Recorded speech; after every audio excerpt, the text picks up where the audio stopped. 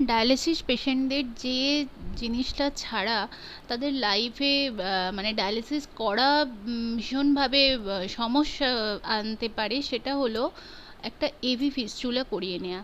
আপনাকে ডক্টর যখনই বলবে যে আর কিছু মাস পরে আপনার ডায়ালিসিস লাগবে, তখনই আপনাদের উচিত যে একটা হাতে পার্মানেন্ট এভি ফিস্চুলার চ্যানেল করিয়ে নেওয়া। এটা দিয়ে যতটা ভালো ডায়ালিসিস হয় আর কোনো চ্যানেল দিয়ে হয় না। এটা এতটাই ভালো যে এটার জন্য আপনার দৈনন্দিন জীবনে কোনো অসুবিধা হয় না। ধরুন স্নান করা বা এই গরমকালে আমাদের এই ওয়েস্ট বেঙ্গলে যেরকম গরম পড়ে, সেখানে চান না করে থাকা যায় না। তো সেটাই মেন যে চান করতে পারবেন, আপনার হাতে ফিস্চুলা থাকলে কোনো রকম আপনার কোনো কাজে অসুবিধা হবে না।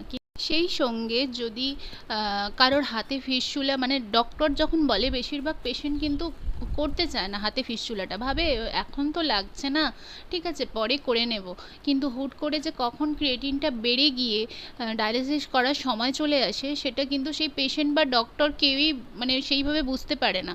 তো যখন হঠাৎ করে একটা পেশেন্টের ক্রিয়েটিন অনেক বেড়ে যায়, যাকে ডায়ালিসিস করতে হবে, তখন সেই সময় এই গলায় একটা চ্যানেল করে দেওয়া হয়, যেটার জন্য অনেক কষ্ট তো হয় ডায়ালিসিস নেওয়ার সময়, সাথে সাথে অনেক সমস্যাও হয়। সেই সমস্যাগুলো হলো নানা রকম ইনফেকশান হয়ে যায়, যেটার জন্য ডায়ালিসিস নিতে গিয়ে একটা কাঁপুনি মতো লাগে, বাড়ি ফেরার পর জ্বর আসে বা ডায়ালিসিস নিতে নিতেই জ্বর আসে। এগুলো কিন্তু এই সমস্ত চ্যানেলেই হয়, যেটা গলায় করা হয়, যেটা পায়ে করা হয় বা বুকে করা হয় পাম্প ক্যাথ, এই সমস্ত চ্যানেলের জন্য ইনফেকশান অনেক বেশি হয়।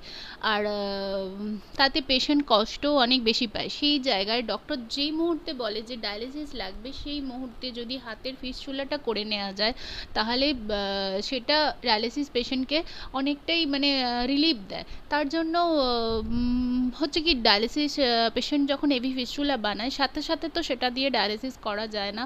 সেটা করতে গেলে হচ্ছে 45 দিন মতো সময় দিতে হয়, যাতে ওটা তো যেটা বলছিলাম, মোট 45 দিন মতো সময় দিতে হয় যাতে কাঁটাটা শুকিয়ে যায়। তারপরে হাতে একটা ওই যে স্মাইলি বল হয়, ওই বলটাকে অলওয়েজ পাম্প করে করে ওই ভেনটাকে অনেক বেশি মোটা করতে হয়, যাতে ডায়ালিসিস ভালোভাবে করা যায়।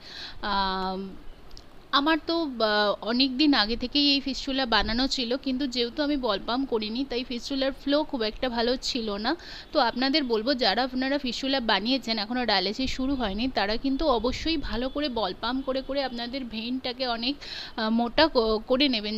তো আপনাদের বলবো যে অবশ্যই বল পাম্প করবেন, যাতে হাতের ভেনটা খুব ভালো হয়, তাতে ডায়ালিসিসটা খুব ভালো হয়। ডায়ালিসিসের মেশিনে যখন আমাদের ব্লাডটা পিউরিফাই করার জন্য আমরা ডায়ালিসিস মেশিনের সাথে কানেক্ট হই, তখন যদি আমাদের ওই ফ্লোটা 200 বা 250, 300 এরকম থাকে, তাহলে আমাদের ব্লাডের ক্লিয়ারেন্সটা খুব ভালো হয়।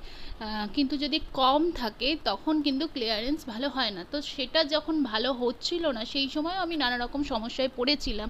তো সেটা কি কি হয়েছিল আমি অবশ্যই আপনাদের সাথে শেয়ার করব। আমাকে লাইক ও সাবস্ক্রাইব করে আমার পাশে থাকবেন।